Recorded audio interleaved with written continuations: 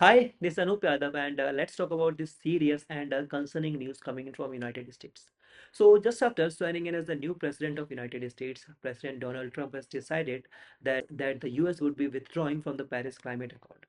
And this is not something new. It was expected because earlier in 2017, when he came to the White House for the first time, he had similar intention. But later, the new presidency under Joe Biden withdrew all such efforts and intentions of Donald Trump. So, what is Paris Climate Accord and why the abstention of United States from it spells serious concern for global climate efforts? Let's understand the history of Paris Climate Accord. So, on 12th of December 2015, the member nations of the United Nations Framework Convention on Climate Change, which was a body made out of Rio Summit in 1992. So, the member nations of this United Nations Framework Convention on Climate Change, they met in Paris in December, and they came to a landmark agreement to combat global climate change and also to intensify efforts and investment to keep a sustainable low carbon future. And as part of this strategy, this agreement, they decided that they would collectively cooperate to keep the global rise in temperature above the pre-industrial level to 2 degrees centigrade. That is, with the industrialization of the world, especially in the Western Hemisphere in the 1700s, what happened is that the carbon emissions of the world started increase, and with the rise in carbon emissions, the global average temperature also started rising. At present, if we look into the carbon emissions, then at the beginning of the Industrial Revolution, the global carbon emissions density was at 280 ppm, 280 parts per million. But right now, it is at 420 ppm. We can see the huge increase in global greenhouse gas emissions. And with it, and with it, the global temperatures have soared around degrees Celsius from the pre-industrial level. And this is the objective of this Paris climate goal, to keep this global average temperature from rising below 2 degrees Celsius. They even made a further more ambitious target of keeping the global rise in temperatures below 1.5 degrees Celsius. Because if the global average temperature reaches above 2 degrees Celsius, then we would make an irreversible damage to the global climate, the atmosphere surrounding us, and the earth would become much less hospitable than what it is today. And that's why scientists and countries around the world, they have come to this target of keeping the global rise in temperature, the global average rise in temperature below 2 degrees Celsius.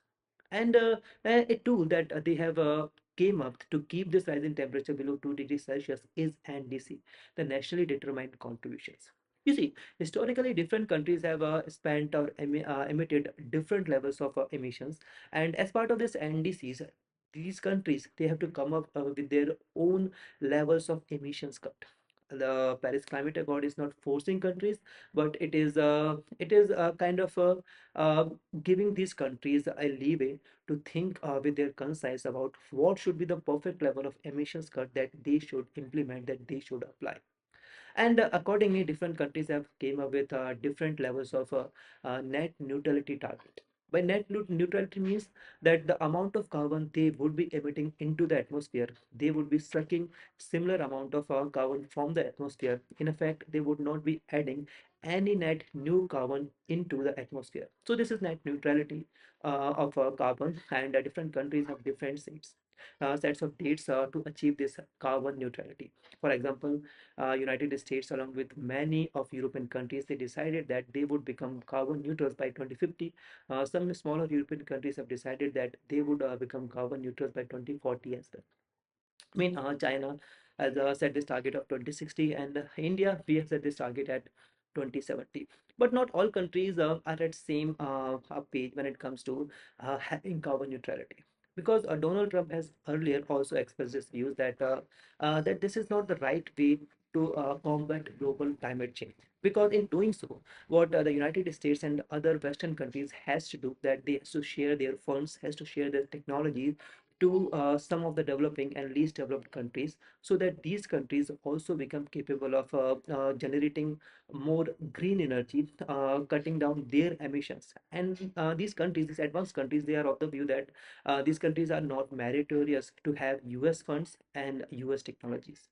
Also, when advanced countries they are shifting from conventional sources of energy to green sources of energy. These green sources of energy, these are costlier, first in the manufacturing and second in the operation, and that's why inflation is also rising in these advanced countries. So this is also a cause of concern that many advanced countries do not support these new instruments of cutting down carbon emissions. That's why United States has decided that they would be withdrawing from this Paris Climate Accord. And the reason is that if the second largest emitter, the current second largest emitter, that is United States, and US is the historically largest emitter of greenhouse gases. If such a large country, such a large economy decides to withdraw from such an important agreement, then it stokes fears that other countries who have similar concerns might also follow suit. And that's why this is a serious concern for global climate efforts. I mean, if you look into per capita emissions, then US currently emits around 7 tons of CO2 equivalent per capita. Compare this number to India. In an average Indian emits around 3 tons of CO2, or just 2.14 tons of CO2 annually. I mean, this number, when compared to global average, the global average is around 3 tons of CO2 per capita. So this tells us the whole picture that the US is still a major emitter, while it is not the top ranked emitter at today. That place has taken by China, but the US is still a significant emitter. And when it comes to historical responsibility, then the US has the highest historical responsibility because it is the historical highest emitter of greenhouse gases.